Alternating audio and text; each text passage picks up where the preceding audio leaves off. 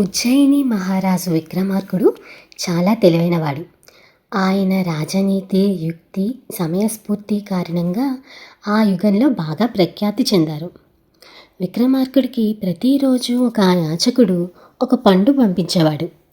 ఆ పండు కోస్తే అందులో ఒక మణి ఉండేది. ఈ విషయం ఆశ్చర్యంగా అనిపించి రాజుగారు ఆ యాచకుడిని కలవాలని అనుకున్నారు. యాచకుడు నెలలో 14వ రోజున అర్ధరాత్రి ఒక శ్మశానంలో ఒంటరిగా వస్తే కలుస్తానని చెప్తాడు. ఈ వింత ఏంటో తానే తెలుసుకోవాలని విక్రమార్కుడు ఆ యాచకుడిని కలిసేందుకు ఒంటరిగా శ్మశానానికి వెళ్తాడు. ఆ యాచకుడు శ్మశానంలో ఒక చెట్టు మీద వేలాడుతున్న శవాన్ని తీసుకురమ్మని, ఇలా చేస్తే అతనికి అపారమైన శక్తి వస్తుందని చెప్తాడు.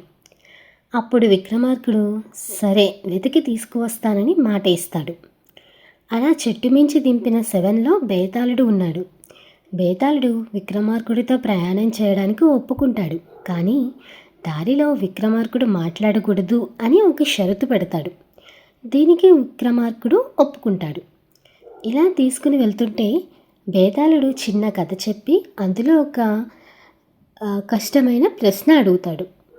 దానికి జవాబు తెలిసినా నోరు విప్పకపోతే విక్రమార్కుడి తల బద్దలైపోతుందని హెచ్చరిస్తాడు. విక్రమార్కుడి జవాబు చెప్తే బేతాళుడు మౌనభంగం కలిగినందుకు శిక్షగా మళ్ళీ తన చెట్టు మీదకి ఎగిరి వెళ్ళిపోతాడు. అలాగని చెప్పకపోతే తల 1000 ముక్కలైపోతుంది అని తెలిసి కూడా విక్రమార్కుడు దీనికి ఒప్పుకొని బేతాళుని భుజంపై వేసుకుని వెళ్తుండగా బేతాళుడు కథ చెప్పడం ప్రారంభిస్తాడు. ఒక అడవిలో ఒక వేటగాడు ప్రయాణిస్తున్నాడు. దూరంలో ఒక యమునా నది తీరంలో దుఃఖంతో ఏడుస్తున్న ఒక మహిళ కనిపిస్తుంది. ఆమె దగ్గరికి వెళ్ళి చూసేసరికి ఆమె కళ్ళల్లో భయం, చేతిలో ఒక చిన్న పాప ఉంటుంది.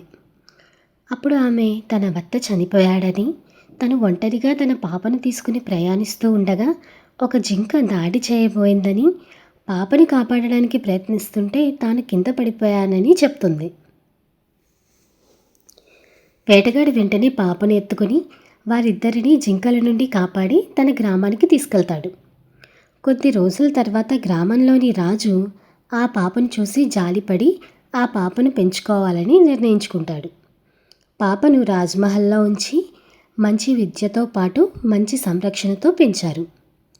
ఒకరోజు ఆ పాప అనారోగ్యం పాలైంది. రాజ్యానికి ఒక వైద్యుడు వచ్చి చికిత్స చేసి పాపను బ్రతికిస్తాడు. సంవత్సరాలు గడిచాయి. ఆ చిన్న పాప అందమైన యువతిగా మారింది.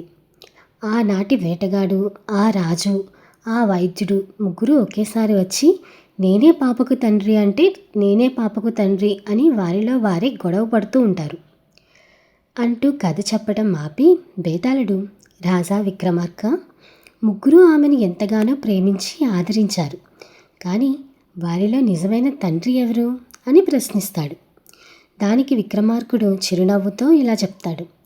ఆ అమ్మాయిని ప్రమాదం నుండి మొదట కాపాడిన వేటగాడే నిజమైన తండ్రి. జీవితాన్ని కాపాడిన ప్రేమే నిజమైన ప్రేమ అని సమాధానమిస్తాడు. అంతే. బేతాళుడు వెంటనే నవ్వుతూ నీవు నోరు విప్పావు, నిన్ను మళ్ళీ పరీక్షిస్తాను అంటూ శవం నుండి జారుకొని చెట్టు పైనకి ఎగిరి వెళ్ళిపోతాడు. వీడియో నచ్చితే లైక్ చేయండి. అలాగే విక్రమ బేతాళ కథల కోసం హ్యాపీ కిడ్ ఛానల్ని సబ్స్క్రైబ్ చేసుకోండి. Thank you for watching. Please do subscribe for more videos. Happy Kid!